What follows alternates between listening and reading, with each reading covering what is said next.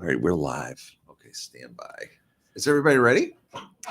Red eye. Yep. Red eye? Okay. Okay. I think Arnold, say something real quick. Testing 1, 2, the Festival of Nations. All right, thank you. I usually have you too loud. Okay. Start this too. Right, Arnold, go ahead.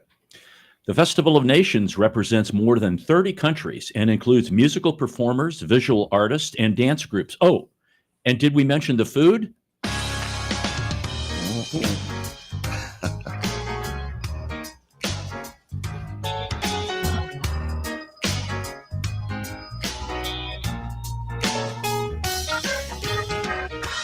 Welcome to St. Louis in Tune, and thank you for joining us for fresh perspectives on issues and events with experts, community leaders, and everyday people who are driving change and making an impact that shapes our society and world. I'm Arnold Stricker, along with co-host Mark Langston. Mark, Hello. greetings to you today. Greetings and salutations. Yes, Yeah. all of those words that go along with that. It's good to see you. It's been a while. Mm-hmm. Yeah, it's summertime here in St. Louis. So we take the vacations, take some time off, go a little slower. Melt away in the heat. That's for sure. That's for sure. Well, we have a great show planned, and our guest has been on the show several times. But I want to start with our return to civility because it relates to the organization that he works with. Be patient and speak clearly when speaking with a person who does not have English as their first language. Picture yourself in a different country with a different language, dealing with people who are impatient. That's tough. You're not kidding, especially driving. Yeah, that's another language there. That truly is. No, You're and right. sometimes you know, if you've been to a foreign country, and I know many Americans, they expect other foreigners when they go to another country to speak English, but it doesn't work that way. No, it doesn't. Certain countries, they don't want to speak English, and they may understand you, but it's always good to try to learn a couple phrases.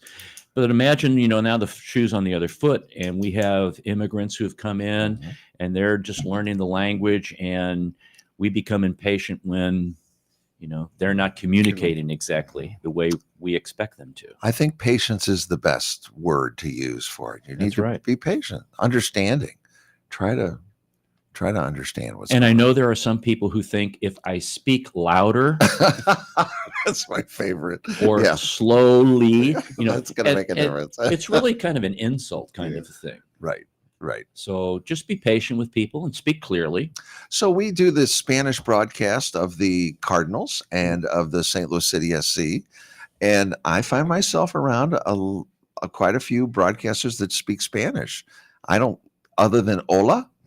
It's pretty rough for me. Right. And, their English is a little broken up too. So I've had to have a lot of patience, but they've had patience with me too. Correct. Yeah. So it goes both ways. It does work both ways. It really does. Okay.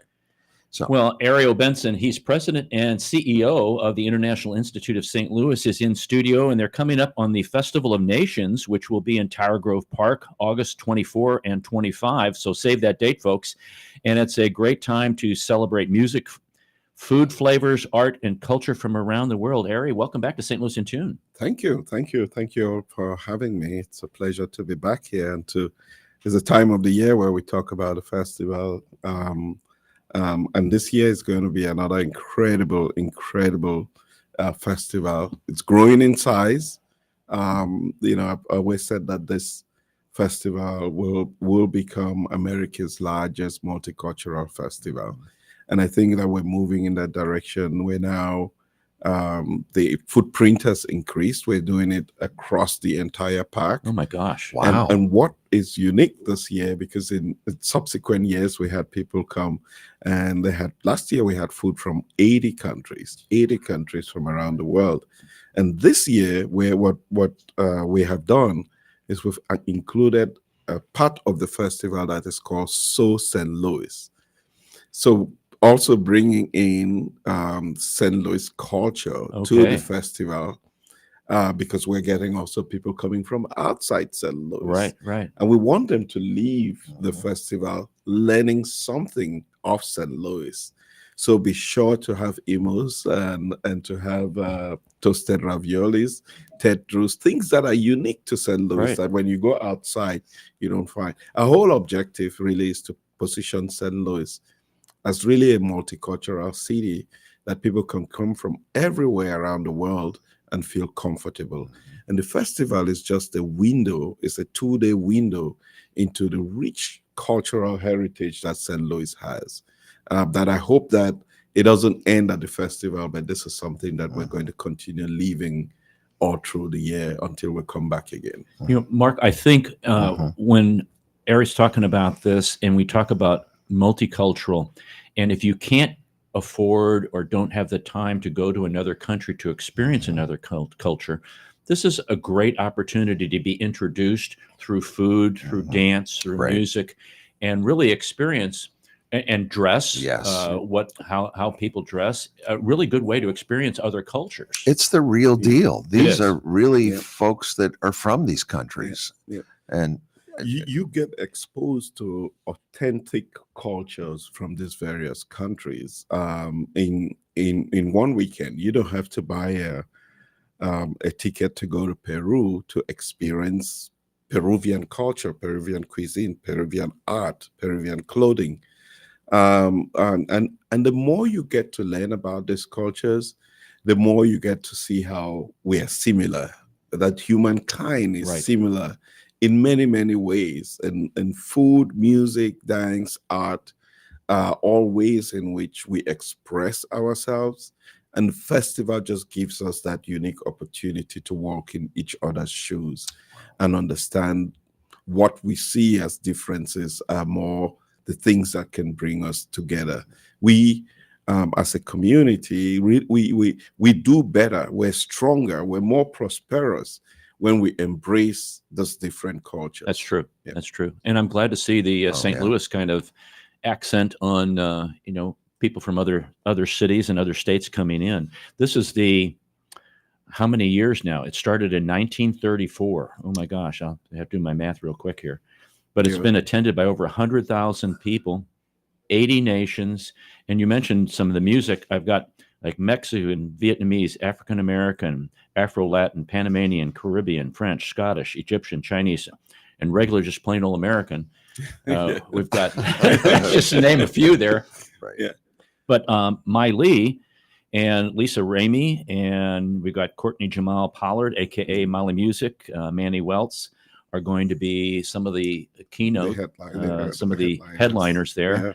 And Miley is, of course, Miley is really an interesting story because her family came here and we helped to integrate this community by the International Institute. So she's grown full circle and now has become a celebrity representing St. Louis around the world, and she will be gracing the Festival of Nations as a headliner. It's the story of the work of the International Institute. I say Yes, our work is woven through the streets of St. Louis that's by true. the people the organization has served, who have now gone to serve the community. And that's how we build a stronger community. Right. Her family, I know her Yeah. and tried to have her on. She had a previous engagement, so we'll have her on another time. Her family has become a real vital, what do I say, component Yeah. of the community. And that's what I think you like to Mhm. see all of the immigrants who come into the States, who come into this local area, become a part and a fixture and Yeah. a support structure for other parts of the community. Absolutely. And we don't say this often, but even if you look at the history of St. Louis, you look at the names of streets, you look at parts of the community, they represent the various cultures that have come to St. Louis in the past. And these people that are arriving now are really an integral part of what the future of St. Louis will look like. That's a great point. And being able to connect the past with the present and the future is what the Festival of Nations really creates, an opportunity for us to see that German cultural dance group that's going to be performing. At one time, they were new to St. Louis. People were even struggling to understand that Right. culture. Mhm. And so too, as time goes on, we have different groups that are coming. We just need to find a way to marry these different cultures. And so the festival, which interestingly, the first multicultural festival in the United States was started here in St. Louis in 1920 by the International Institute. Oh my. Documented. And then the Festival of Nations starting out in 1934. But even back then, remember that at the time, 1919, 50% of the population of St. Louis was foreign born. Right. And since then, it's declined to about 5% now. Oh my. And the national average is about 15%. So whilst we are a multicultural society, we really need to do more to attract the immigrant population into Mhm. St. Louis. And I think something like the Festival of Nations makes people feel like, oh, this can be home. Oh, this is home. Oh, I am welcome here. Right. I feel like I am part of this community. I can be counted and recognized, and my culture can be embraced. It's not that my food is not a shame. It is Right. something that I need to be proud of. Mhm. That my cultural outfit is something that can be embraced by my neighbor. That my all of my art and culture from my country can be appreciated by people in this community. Those are the things that make people feel like they too have a stake in building a prosperous community. Prosperous community. And I think, like, okay, put the shoe on the other foot. We go to another country and we wear our dress and we bring our food and we bring our music. And how do they view us? You know, Yeah. Are we embraced by them? Mhm. Are we accepted? Are they inquisitive? Do they want to know more about us? You know, and our language and everything like that. Right. It's you have to put the shoe on the other foot. I think. Absolutely. Mhm. Yeah. Absolutely. And it's 90 years, by the way. It's Okay, you did the math. I did the I should have done that. that quick math. I know, but 90 years is a long time. I cannot think of any other festival in the St. Louis area. Maybe you could help me with that. That's been around for 90 years Right. and going strong, getting like Ari Getting- says, getting better all the time, getting bigger. There you go. I mean, and we've been there. The radio station's been there the last few years, and it's really what a wonderful day. A couple of days it is, Right. and it is a big festival.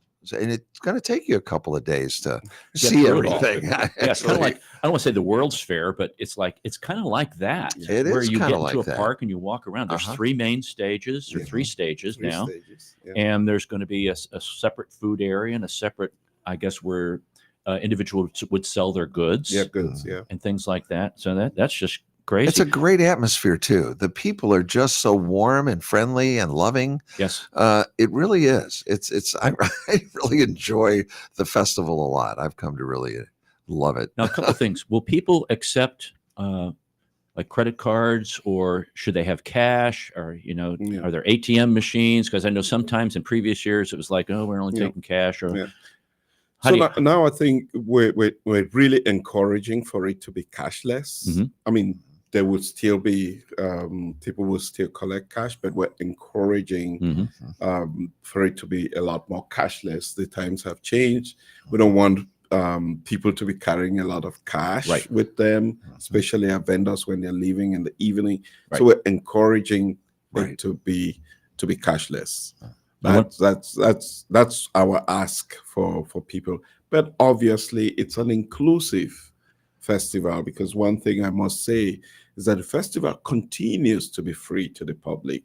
We're committed to keeping it free to the public, but I also need the public to know that it costs money to put together this amazing experience, and that there is a cost to it. So we encourage people to bring their credit cards. You can now pay using your phones, but obviously some of the vendors and of course people who do not have Right. access to credit cards and all of that can still buy with cash. I want to give the website. It's FEST of Nations, festofnations.com, festofnations.com, or you can go to iistl.org. and click on the Festival of Nations there. So August the 24th and 25th. Some of the things I know you may need some more volunteers. Yep, it's going to take about 600 people to make this work. Wow. Um, Wow. That's yeah, last year we had about 486.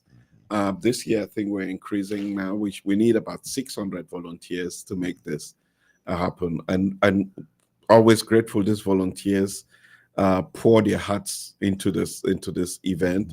So people can sign up as volunteers for various functions to support the festival. It's a community festival, so it's only made possible by people in this community. So I want to thank everyone who has signed up, but I'm going to ask for more people who want to sign up to go to the website, festofnations.com, and they can sign up.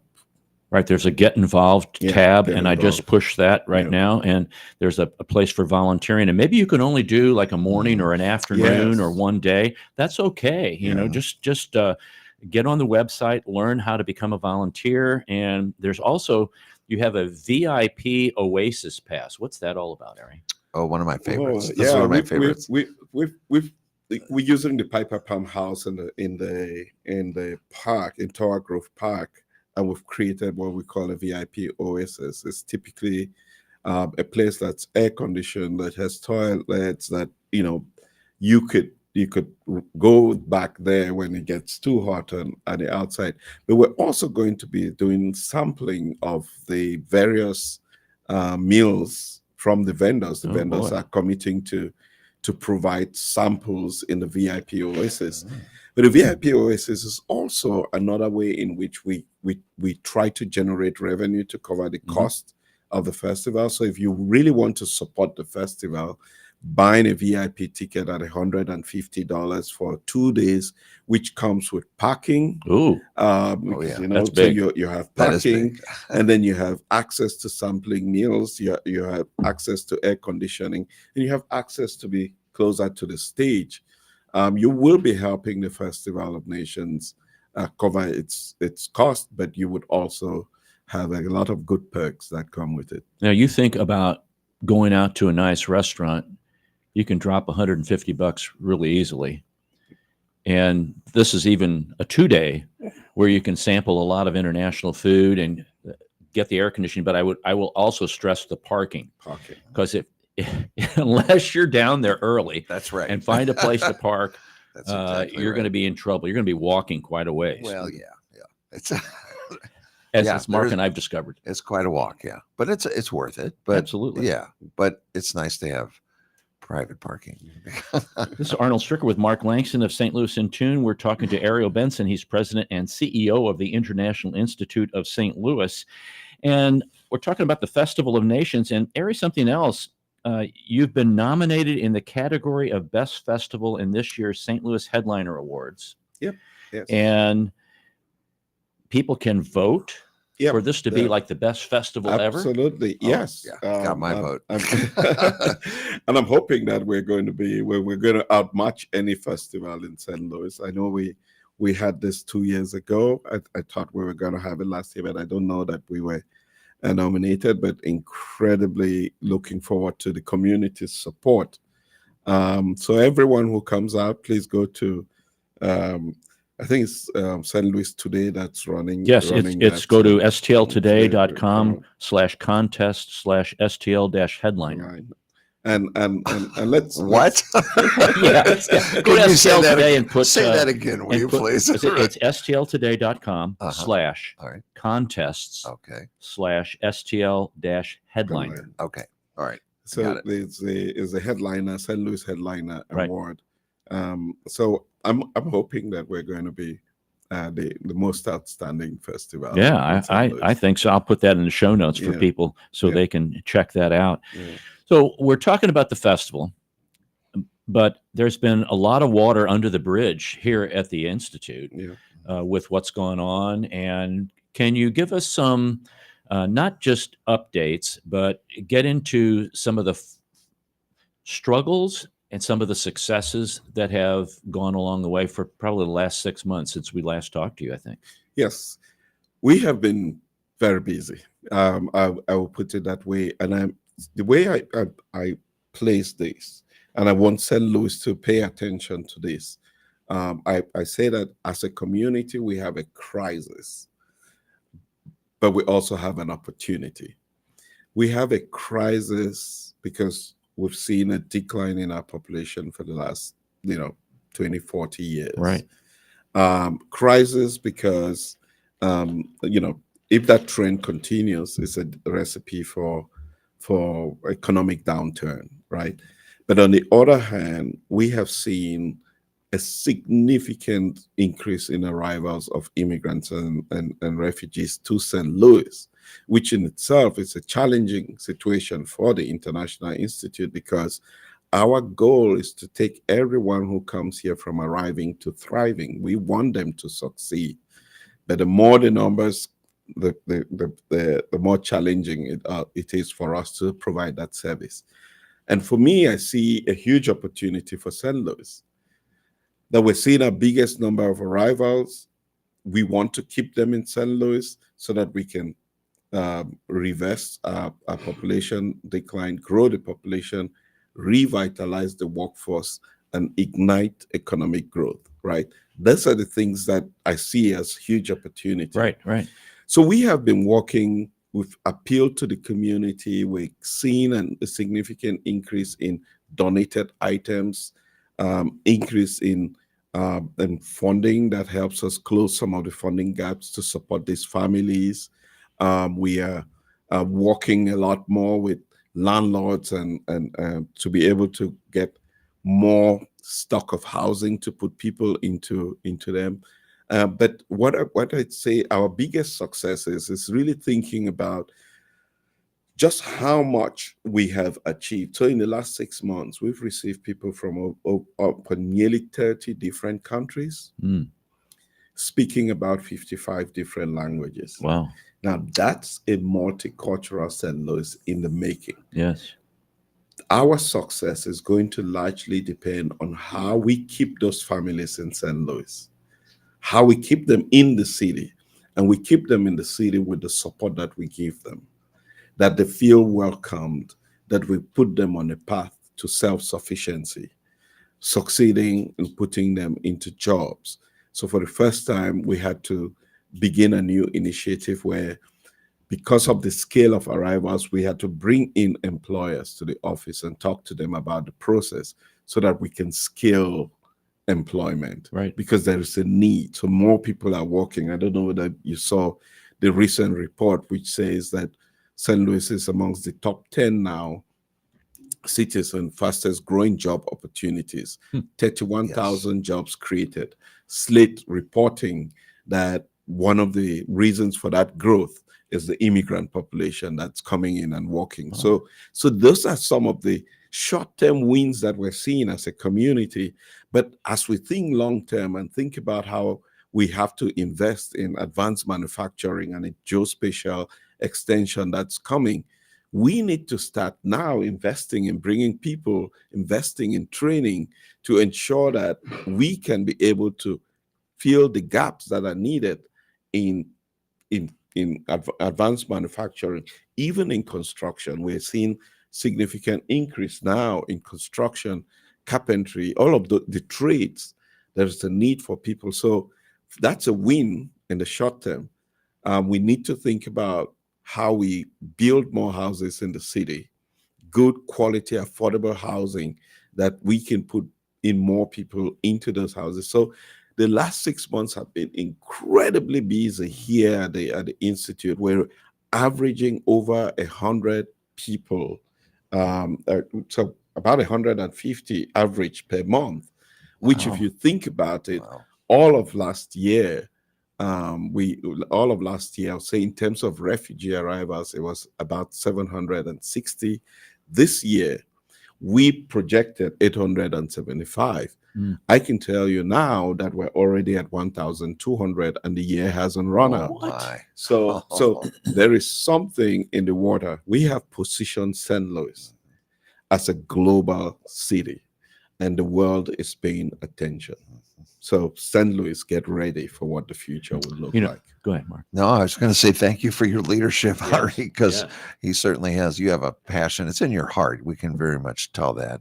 55 different languages. That has got to be a challenge to even communicate with all of these people that are coming to St. Louis to help them out. I'm laughing because some of these languages we couldn't find translators in. I was going to ask that. I Yeah. believe that. We have Hausa, which is spoken in the northern part of Niger. Oh my. And we couldn't find a translator. And it's not only the institute, right? Because we don't do this work on our own. We have Athenia that are partners in healthcare that we have to send our clients there for them to do the checkups. So it's a network of people, the school district that has to enroll these children in school. So we don't just think about ourselves. It's working with all of these Right. Oh yeah. incredible partners, because they too are being patient, they're understanding, we're working together, and in some cases we don't have answers, but we keep going, and eventually we'll find a solution. How has the business community, as they've come in, have they been positive in the response? Have they been kind of, I'm not quite sure, or are you willing to let us in on those kind of conversations and their reactions? I will venture to say that this continues to be the most a pleasant surprise for me since I started out at this job, is that the St. Louis community, and I wish we could say this from the mountaintop, has been extremely supportive of the work that we're doing. Extremely supportive. Does that mean that more cannot be done? Obviously, there's room for improvement.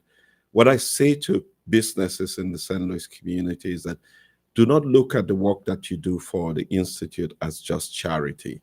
Let us invest in the future of St. Louis, and everyone can play a part in that investment. Small businesses to large businesses. Make it an investment for us to grow the population of St. Louis, because everyone benefits. For us to revitalize the workforce, because we need younger people coming into the workforce. And that in the end will ignite an economic growth for this community that everyone will benefit from. So yes, we have had great responses from the business community, especially with our partnership with Greater St. Louis Inc. That's bringing together all the civic-minded businesses to support our work. We keep seeing innovative ways. When Gordon Ramsay was being opened, the restaurant at the Four Seasons, Right. They really dedicated dinner to the International Institute, and a percentage of sales was dedicated to us.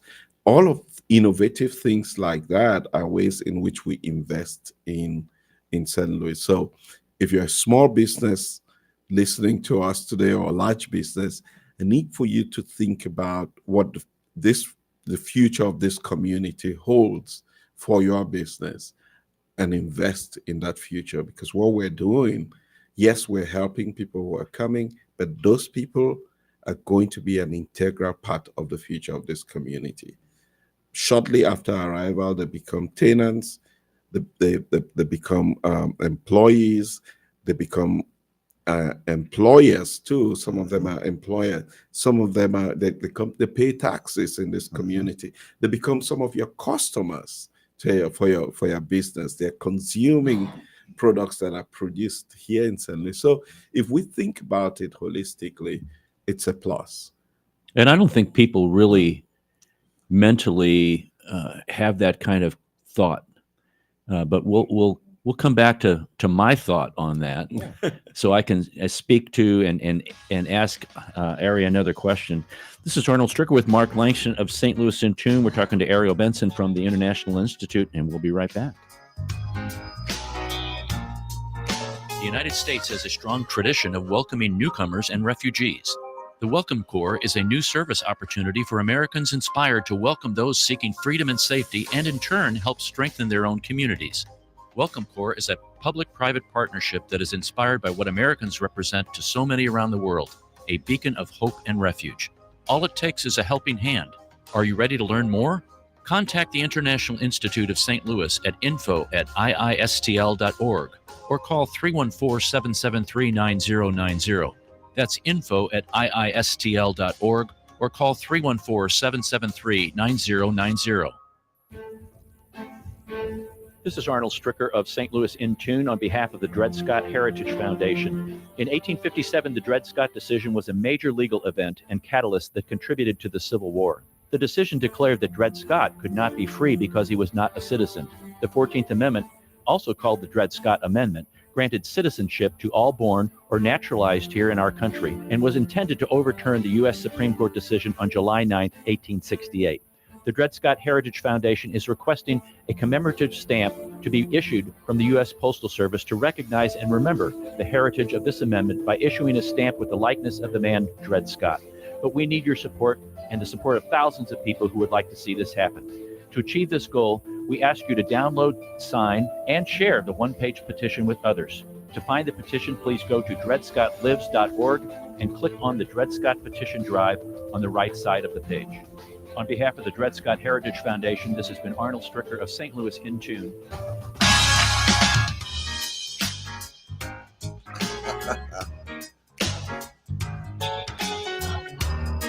That's Ari on the tickling the ivories on the piano there. Yeah, or he's playing the Hammond B3 there. Is that what it is? It's Arnold Stricker with Mark Langston of St. Louis In Tune. Welcome back. We're having a conversation with Ariel Benson, President and CEO of the International Institute of St. Louis, and we've had a discussion about the Festival of Nations. And if you missed that, you can rewind and when the podcast comes out and check some of the show notes. We're talking right now about some of the goals of the Institute and some of the things that have been going on the last 6 months. Before the break, I was thinking about that maybe many individuals, and maybe not in business, but many individuals don't think that somebody has laid the groundwork ahead of time for them, that now they are reaping the benefit. And you use the word investment. So if that investment was made many years ago, we are now like we're not the main portion of the money. We're like the interest that has grown on that. And that's what we're reaping right now. And so when people go out and they're looking at our community and saying, well, how can we help our community? It's not going to be an instantaneous, magical kind of thing where it's going to change. It's going to take a while and investment, and seeing the vision that you and the International Institute have is so critical, because I'm going back to this, and like, businesses don't grow overnight. They have to develop. And how many restaurants have gone out of business because of the pandemic or just it doesn't make it. And so you have to have that kind of investment. I think about the Bosnian community that came, 25 years ago, 30 years ago, and how strong they are. They're the largest Bosnian community in the United States. Yeah. And the investment that's made. If you're not welcome, don't feel welcome, and there's no investment, why should I stay? Yeah. And that's what you're trying to get across to people. Yeah, absolutely.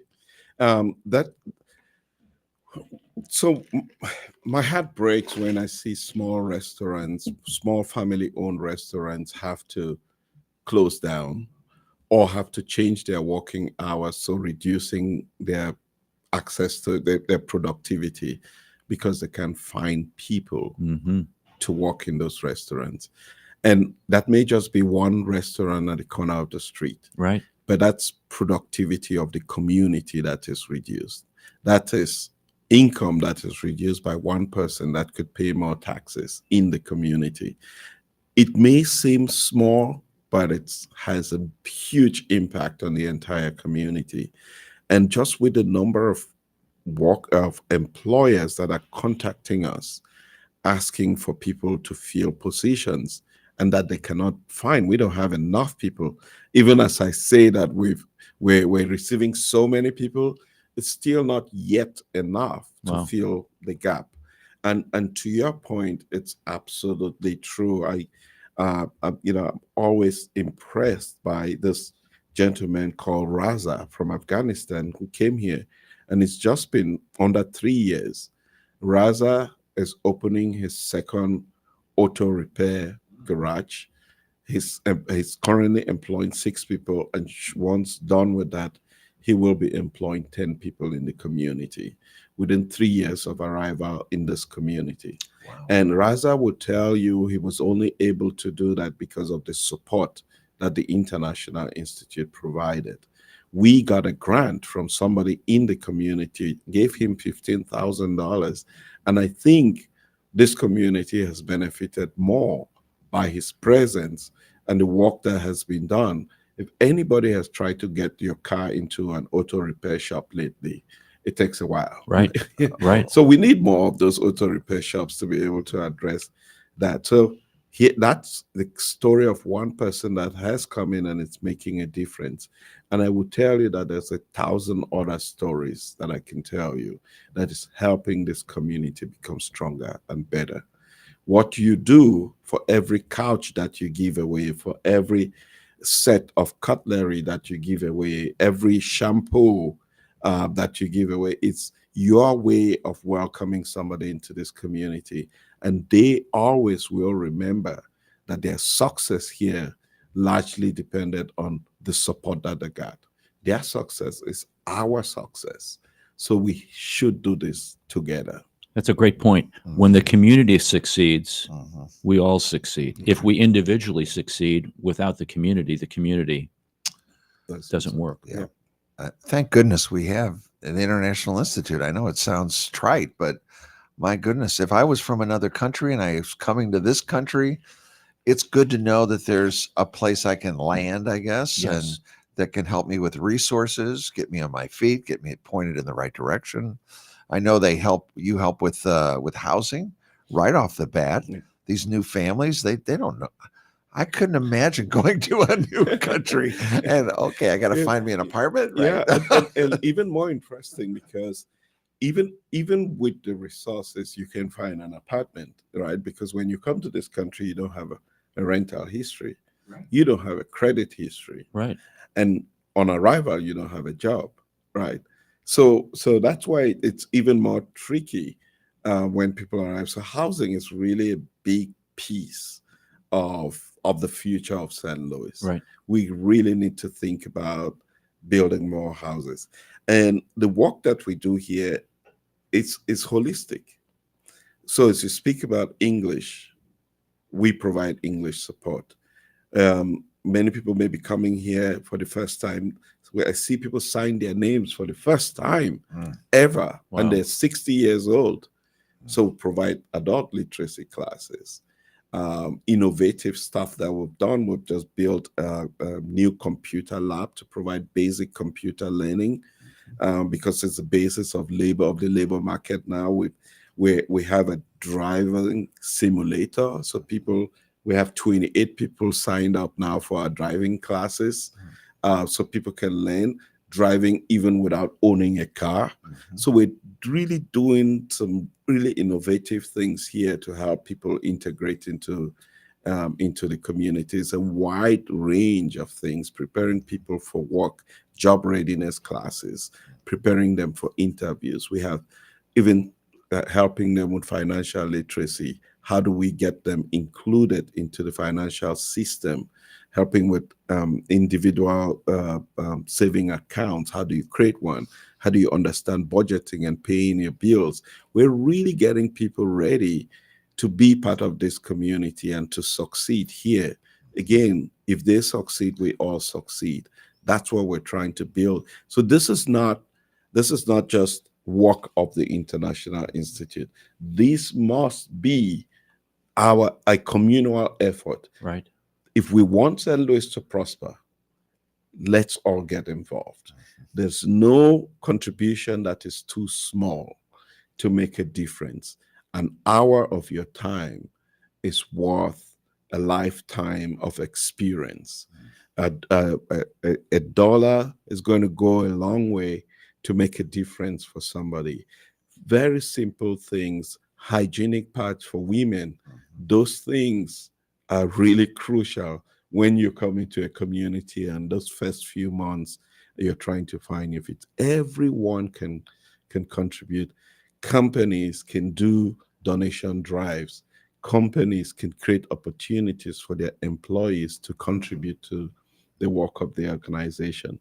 Churches, congregations can support the work of the institute, and that way everyone in the community can play a part to making this happen. That's an excellent point with the businesses, because many businesses have a work kind of focal point, like a mission of something outside of their own confines that they focus on, whether it's 1 or 2 days a year, or like this year we're going to focus on this particular group.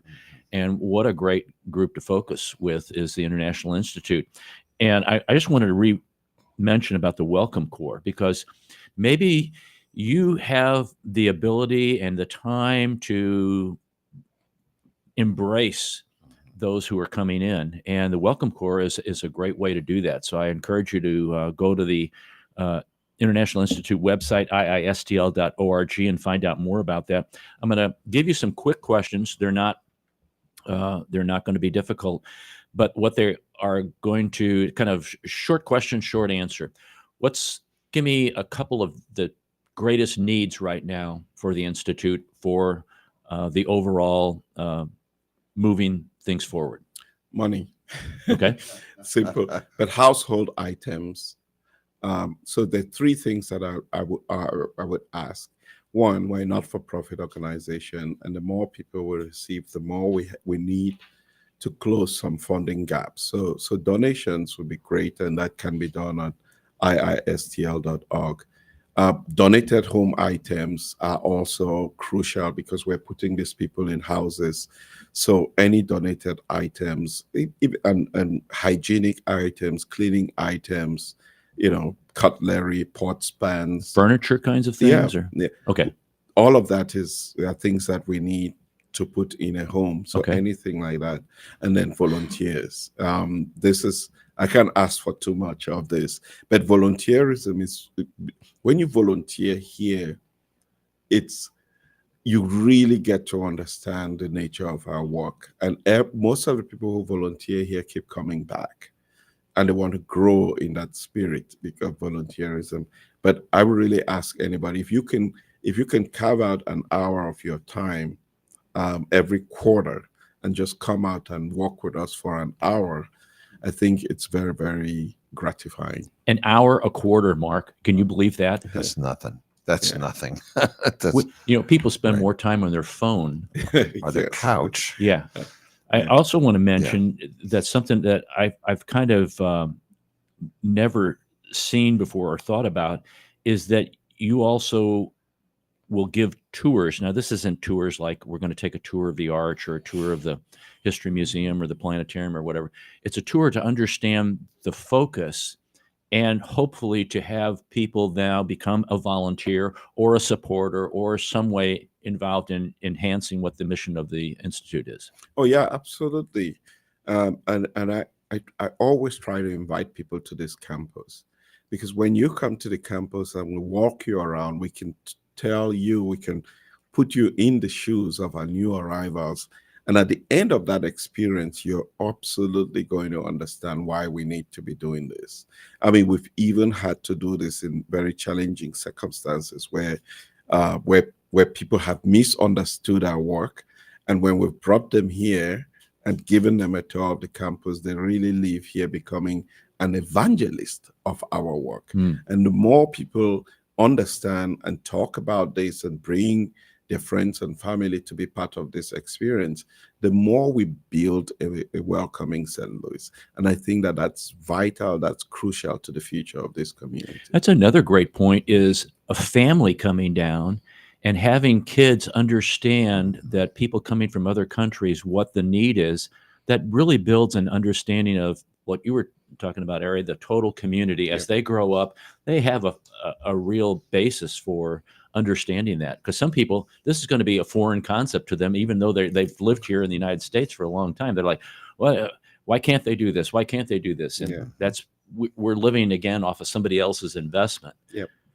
Wow. And hopefully, I would also say this to families: please bring out the family to the Festival of Nations. Yes. Because that's also a great way to to just understand different cultures. Because that's who we are as a country, as a community, is that people are always going to come from different parts of the world. They're going to be our neighbors. Their children would play in sandboxes at school, Right. in community parks, and let's find a way to work together. The more we work together as a community, despite the differences that we may have, whether physically, whether by ethnically, language, all of those things are a strength for us. Right. It makes us stronger. It makes America unique. For somebody coming from a different country and coming here, there's so much beauty in the diversity of America that you wouldn't find anywhere else. Another quick question. Name some of the countries where immigrants have come in from this past year? Well, I think we've continued to see huge number of arrivals from Ukraine, Afghanistan, the Democratic Republic of Congo. I think we're receiving our largest number of African arrivals, because we're also seeing people coming from Central African Republic. We're seeing Sudanese and Somali arrivals. We're also very interesting, because we're seeing a lot of people coming now from Myanmar, beginning to see a lot of Latino arrivals, so Venezuela, Nicaragua, Honduras. So it's all over the place. Iraq, we see Iraqi and Syrian arrivals. Interestingly, we're receiving from Vietnam too. So it's fascinating when you travel across this country. If you went to different resettlement agencies, they're almost specialized in particular communities, right? St. Louis is unique. This is what we're building that's different. It's multicultural. We're receiving people from all over the world. That really will make us a stronger community than if we were receiving just a specific group. Right. So it means that we could build different communities in this community, as opposed to just one that is homogeneous. But different groups are coming. They're going to stay here and they're going to build different communities here, and they'll attract people from all over the United States to continue to move to St. Louis. And that heterogeneous kind of grouping makes it even more challenging because of like the languages you mentioned. Right. It's Yes. not like, well, we're just going to be this one group right here. So now everybody can learn that language or learn that culture. It's No way. it's much more challenging. Right. I want to mention, if you're not a student of geography or history or what's going on in current affairs, the countries that he mentioned, look them up and find out why those people are coming Yes. here. It's because of yeah. conflicts and issues that are going on there Yeah. that are oppressive. And we think, why would people, some people are like, well, we don't need, I don't want to get into the political thing about why do we need other people coming here? Well, they're coming here because of a certain reason, because of the freedom that we offer We're a and nation the of opportunity. immigrants. We are an amazing country. Yes, when we we are an think amazing. about it. Yes, and we're all Americans, I guess. I would always say that every refugee's hope is to go back to their home country. Okay. They Yep. never do. Yeah. They always hope Homeland. Yeah. that someday I'll go back, but they never do. Hmm. Because those conflicts, Right. when they begin, they never end, Right. unfortunately. And that's the nature of our work, unfortunately, is that people are coming to us through very traumatic circumstances. But the beauty of it is that we give them hope. We Yes. give them refuge. We give them the opportunity to start a new life, to be counted, Wow. to be seen, to be respected. And they play their part in building what the future holds. Hope is a great 4-letter word that people need to incorporate in their vocabulary much more. What courage these families have, though, to leave their country and come to the United States and just hope everything works out. Right. Thank goodness again for the International Institute. Yes. I don't know what I can't imagine what I would do if I took my family and said, okay, let's go. It's not good here where we are, but we're going to go to another country and hopefully it'll work out better. But thank goodness you're there. Well, hopefully when you get there, you find the International Yes. Institute, or you find somebody called Ari that can help. Right. I worry about some of the families that don't find International Institute. Yeah.